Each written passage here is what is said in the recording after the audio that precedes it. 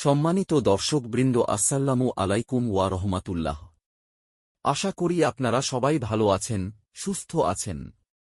আজ আমরা আল কুরআনে অতীত জাতির ইতিহাস ১২তম পর্ব হযরত নূহ আলাইহিস সাল্লামের ইতিহাস সম্পর্কে আলোচনা করতে যাচ্ছি।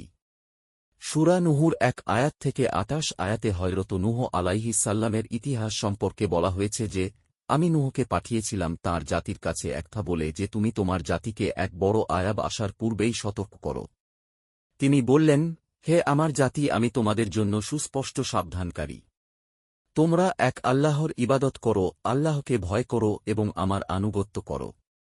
আল্লাহ তোমাদের গুনাহ মাফ করে দিবেন এবং একটি নির্দিষ্ট সময় পর্যন্ত অবকাশ দিবেন।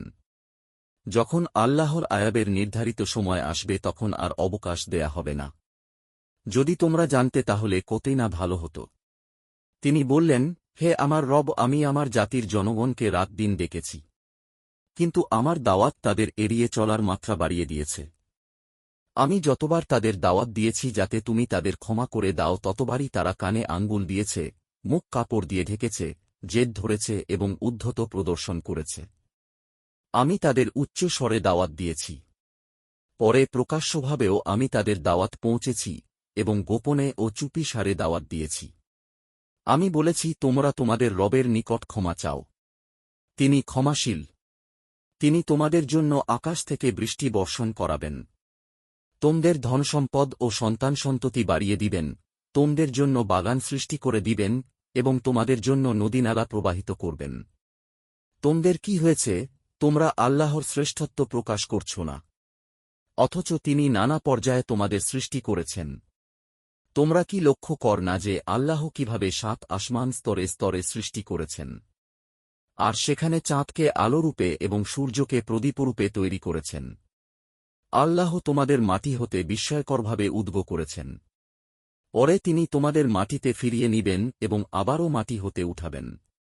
আল্লাহ তোমাদের জন্যে ভূমিকে বিছানা করেছেন যেন তোমরা উহার মধ্যে উন্মুক্ত পথঘাট দিয়ে চলাচল করতে পার।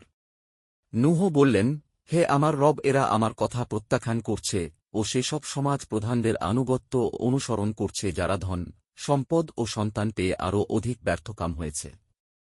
এ লোকেরা বড় সাংঘাতিক ষড়যন্ত্রের জাল বিস্তার করে রেখেছে। তারা বলল, তোমরা তোমাদের উপাস্যদের কোনোভাবেই ত্যাগ করো না এবং ত্যাগ করো না ওয়াদ, শুয়া, ইয়াগুস, ইয়াউক ও নসরকে। তারা বিপুল সংখ্যক লোককে পথভ্রষ্ট করেছে, আর তুমিও এই লোকদের গুমরাহি ভিন্ন অন্য কোনো বিষয়ে উন্নতি দিবে না।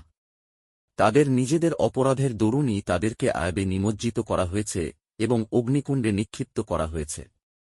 এমতাবস্থায় তারা নিজেদের জন্য আল্লাহ হতে রক্ষা করতে কেউকে রক্ষাকারী ও সাহায্যকারী রূপে পেল না। আর নূহ বললেন, হে আমার রব, এই কাফেরদের মধ্যে হতে ভূপৃষ্ঠে বসবাসকারী একজনকেও ছেড়ো না। তুমি যদি এদেরকে ছেড়ে দাও তাহলে তারা তোমার বান্দাদের গুমরাহ করে দিবে, আর এদের বংশে যারাই জন্ম নিবে তারাই দুরাচারী ও কট্টর কাফের হবে। হে আমার রব, আমাকে ও আমার পিতামাতাকে এবং আমার ঘরে মুমিনরূপে প্রবেশ করেছে এমন প্রত্যেক ব্যক্তিকে আর সব মুমিন পুরুষ ও স্ত্রী লোকদের ক্ষমা করে দাও, আর জালেমদের জন্য ধ্বংস ছাড়া অন্য জিনিস বৃদ্ধি করিও না। আজকের ভিডিও এই পর্যন্তই শেষ। ভিডিওটি শুনতে কেমন লেগেছে তা কমেন্টে লিখার অনুরোধ করছি। ভিডিওটি শুনতে ভালো লাগলে সবাইকে ভিডিওটি শেয়ার ও সাবস্ক্রিপশন করার অনুরোধ রইল। আজকের পর্বে হযরত নূহ আলাইহিস সাল্লামের ইতিহাস সম্পর্কে আলোচনা শেষ করা হল। আগামী পর্বে হযরত হুদ আলাইহিস সাল্লাম ও আদ জাতির ইতিহাস শোনার আমন্ত্রণ রইল। আল্লাহ হাফিজ। আসসালামু আলাইকুম ওয়া রহমাতুল্লাহ।